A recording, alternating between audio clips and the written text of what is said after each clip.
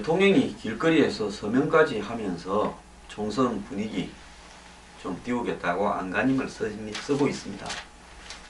자, 더민주는 김종인 데려와서 박근혜 정부의 경제민주화 공약을 공격하겠다고 하고 있습니다.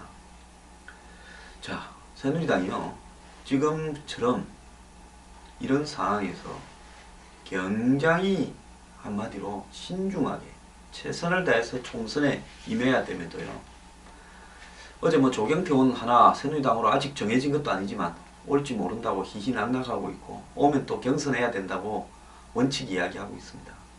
저는 경선을 하든 안 하든 그건 나중에 문제인데요, 조경태 탈당했다니까 조경태도 사흘에서 경선을 해야 된다는 말이 바로 튀어나오는, 이것이 바로 새누리당의 지금 정신 나간 행태를 보여주는 단적인 예라고 봅니다. 대통령이 100번 길거리에서 서명을 하면 뭐합니까? 대통령 주변에 있는 사람들이 앞으로 더민주나 야권에서 공격해올 불평등 경제에 대해서 제대로 대통령 선거 때 공약집이라도 읽어보고, 경제민주화를 우리가 얼만큼 노력해서 달성했고 역대 정권 중에서 가장 많이 했다라고 자신있게 이야기할 수 있는 그런 어떤 학습이라도 되어 있어야 될 거 아닙니까? 논리적으로도 김종인의 공격에 대비할 수 있는 부분, 또 안 됐으면 왜 안 했는가에 대해서 당당하게 이야기할 수 있는 부분이 있어야 될 거 아닙니까? 제가 어제 한국노총의 노사정위 탈퇴를 보면서요, 관료들이나 정치인들 어느 누구도 여권에서 최악의 사태를 막기 위해서 몸을 던져 일하는 사람이 하나도 없다라는 것을 느꼈습니다. 정말 분노했습니다. 이 와중에 자만에 빠져서 인재 영입이나 중도층의 지지자들까지 안으려고 하는 그런 어떤 노력을 전혀 안 하고 있습니다. 수도권에서 안철수 당이 새누리당의 텃밭을 매우 뺏어먹고 있습니다. 결국은 안철수 당은 중도와 온건 보수까지를 겨냥하고 있습니다. 지금 그쪽에 지지가 많이 빠졌다는 게 수치로 나오지 않습니까? 자, 새누리당 지지도 빠졌습니다. 그러면 이들을 끌어내기 위해서 새누리당 쪽으로 어떤 공약과 계획적인 공약과 개혁적인 보수의 제대로 된 모습을 보여주기 위한 노력이 있어야 되고, 또 더 나아가서 그런 부분들을 상징하는 인사들의 영입도 있어야 됩니다. 자, 그런데 지금 당꼬라가 돌아가는 꼬라지 한번 보세요. 유령 당원이 넘쳐나고 있다, 곳곳에요. 자, 7대3이면 당원이 지역별로 한 1000에서 2000명입니다. 이 1000, 2000명이 7대3에서 3에 해당되는 당원 투표를 하게 되어 있습니다. 자, 100명의 유령 당원만 끌고 모아도 3% 이 투표율을 올릴 수, 득표율을 올릴 수 있다는 겁니다. 한 집에 40명이 있으니까 그런 집 3군데만 있으면 이길 수 있다는 겁니다.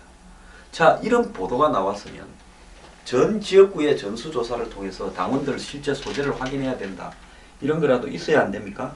그런데요, 해당 지역의 당원 명부는 현역 의원이나 당협위원장만 볼 수 있다고 합니다. 현역과 당협위원장이 마음먹고 수백 명의 유령 당원을 미리 심어 놓으면 경선은 하나만 합니다. 자, 스마트폰을 가지고 한다, 앞으로 유선 전화를 한다, 안심번호 국민공천을 한다, 어떻게 할지 모르지만 전화기 가지고도 얼마든지 조작을 할 수 있습니다. 자, 과거에 통합진보당이 유령당원 논란으로 쪼개져 버리지 않았습니까? 근데 새누리당이 지금 이런 상황을 몰고 가고 있습니다. 자, 선거구 획정을요, 안 하는 데 대해서 김무성 대표나 당의 지도부는 미안한 말조차도 한번 안 하고 있습니다. 연말에 잠깐 비판이 좀 있다가 이제는 선거구 획정을 안 하는 게 당연한 것처럼 그냥 시간만 끌어가고 있습니다. 자, 이렇게 된 상황 속에서 예비 후보들은 아무런 할 일이 없고, 현역들은 유령 당원을 만들어서 자신에게 유리한 입장을 다 만들어가고 있습니다. 선거 하나만 합니다. 저보고도 누가 하라고 몇 번 왔어요. 저 안 한다 그랬습니다. 왜? 하나만 한 선거를 왜 하느냐는 겁니다. 이런 당에 제가 가면 안 되죠. 자, 이것이 상향식 공천의 개혁의 본 모습입니까? 김무성 대표는 상향식 공천이 가장 개혁적인 공천이다라고 했지 않습니까? 그리고 상향식 공천이야말로 개혁의 본체라고 했잖아요. 그런데 이런 문제에 대해서 전 지구당의 전수조사를 지시하면서 파악을 왜 안 합니까? 하면 어떤 일이 벌어질까봐 두려운 거죠. 자, 지금 새누리당의 전 지역구의 당원 조사를 하면 제가 봤을 때 순식간에 늘어난 6개월 동안 당비를 낸 것처럼 위장한 소재지에 살지 않는 가짜 당원들이 부지기수로 있을 겁니다. 자, 이것이 상향식 공천이고 이것이 정치혁명이고 풀뿌리 민주주의다 라고 이야기를 하고 싶습니까? 제가 장담을 하겠는데요. 새누리당 경선 끝나면 엄청난 소송들이 당내에 쏟아지면서 선거 과정에서 총선 본선 과정에서 악재로 작용할 겁니다. 그리고요, 올해 총선은 끝나고 난 다음에 총선 무효부터 공천 무효 엄청난 소송들이 쏟아져서 수많은 사람들이 당선자들이 집으로 가게 될 겁니다.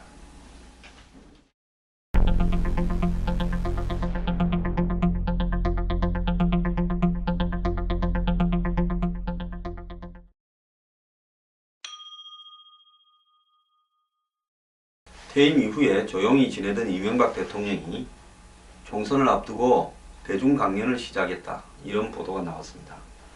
작년 초에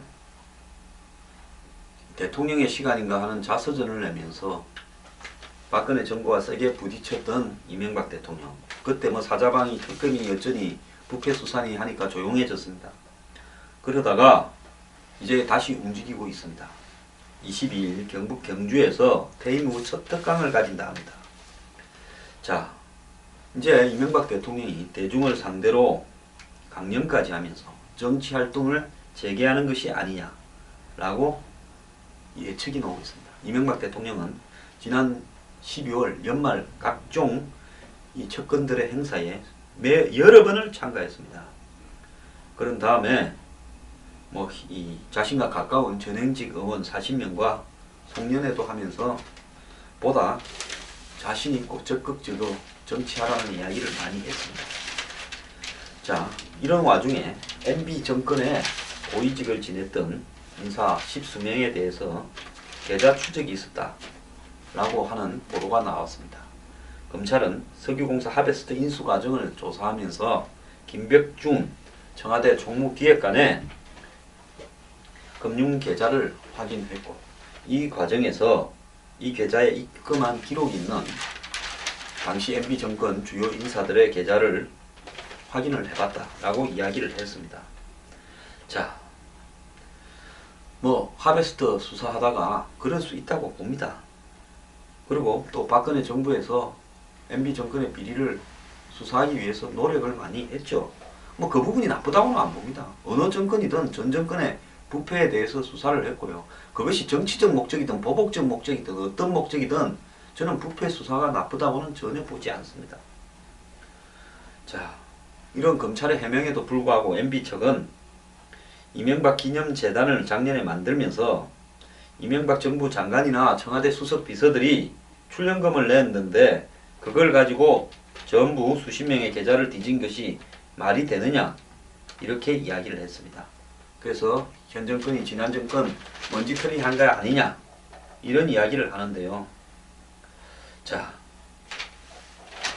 제가요 지난 2012년에 마지막에 도봉갑에 출마하라 공천 제안이 있었습니다. 실제로 뭐 발표 비스무리하게 하기도 했어요. 제가 안 하겠다라고 성명을 발표했는데 뭔가 낌새가 이상했습니다. 그로부터 6개월 뒤 은행에서 저한테 금융 추적을, 계좌 추적을 했다고 날라왔습니다. 저뿐만 아니라 저하고 가까운 기업인이나 여러 사람이 다 자기도 뒤졌다고 날라왔습니다. 제가 검찰에 전화 걸어서 물어봤습니다. 왜 뒤졌냐? 하이마트 건으로 조사하다가 수표가 뭐 나왔다. 저는 수표를 한 번도 써본 적이 없습니다.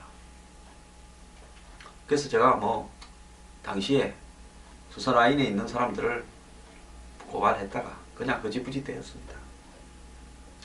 자, 이때 MB 정권 때 황장수 선거 출마할까봐 철저하게 틀었습니다.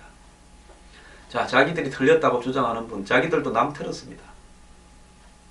그러니까 막 그냥 고만하시죠.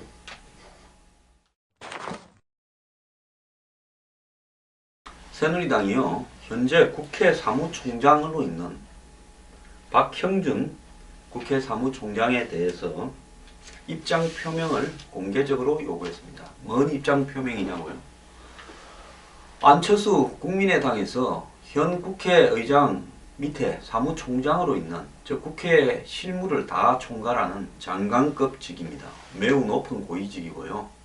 실제 국회와 관련되는 모든 예산 집행이나 실무 사무를 총괄 집행을 합니다. 자, 의장이 보통 사무총장을 임명하지만은 이번에 정의화 의장과 이 박형준 사무총장과는 매우 밀접한 관계입니다.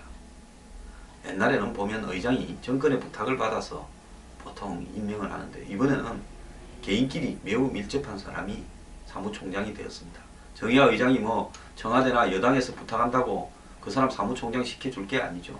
자기가 필요한 사람을 넣었습니다. 근데 이 사무총장이 국민의당으로부터 입당 교섭을 받고 있다. 그리고 뭐 지금은 때가 아니다 하고 뭐 부인을 했다지만은 보도가 여러 차례 나왔습니다. 또 뭐 박형준 사무총장과 안철수 의원은 옛날에 2012년 대선 시기에도 가깝지 않은가 하는 보도가 숱하게 나왔습니다. 최근에 정의화 사무총장이 이 선거구 획정에 대해서 여러 가지 안 중에서 다당제를 선호하는 안을 이렇게 좋아한다. 그 안을 갖다가 좀 기울어져 있다. 이런 보도도 나왔습니다. 그래서 새누리당 조원진 수석 부대표가 국회에 열린 원내대책회의에서 박 사무총장이 안철수 신당으로 간다고 공공연히 알려져 있는데 그것이 사실인가? 사실이라면 국회의장이 바로 해직 처리해야 된다고 요구했습니다. 그는 특히 안철수 신당의 비례대표로 간다, 혹은 주요 당직을 맡는다는 이야기가 있는데, 이런 상황에서 국회의장에게 조언하는 게 맞느냐? 안 가면 안 간다고 밝히고 간다면 오늘 사퇴해라 이야기를 했습니다. 이에 대해서 이 박형준 사무총장은 연합뉴스 통화에서 지난번에 밝힌 바 있고 변함이 없다. 소문이 있다고 내가 이렇게 저렇게 말할 필요가 없다. 이러는 걸로 봐서 갈 것 같습니다. 그냥 기자회견 가지고 안 간다 하면 끝나는 거 아니에요? 자, 뭐 어차피 정의화 의장 임기도 5월달까지고 총선 끝나면 그만둬야 되고 자기 임기도 그때 그만입니다. 임기 다 됐으니까 조금 더 채우다가 안철수 당으로 가고 싶은가, 이런 생각이 드네요. 자, 박형준 사무총장은 MB 때 유명한 신흥책사죠. 정무수석도 했습니다. 부산이 지역구였는데 낙선을 해가지고, 참 부산에서 어떻게 낙선하는지도 모르겠어요. 정무수석으로 갔다가 또 뭐 친이라서 박근혜 대통령과도 뭐 별로 좋은 사이도 아닌데 정의화 의장이 거두어서 또 국회 사무총장까지 됐습니다. 자, 이 사람이 안철수 당으로 간다면 저 안철수 당의 배후가 뭐냐라는 부분에서 제가 평소에 조금 하던 이야기가 맞아 떨어질 수도 있겠죠. 자, 그러니까 지금 새누리당에서 이제 공개적으로 묻기 시작한 겁니다. 참 새누리당도 곰은 곰입니다. 물러 터진 곰탱인지 일굴러 그러는지 이런 이야기가 나온 지가 언젠데요. 이제야 묻습니까? 참 버티고 앉아서 기자 입장도 안 밝히고 뭉개는 사람이나 이제 와서 안철수당 가느냐고 묻는 사람이나 피장파장입니다.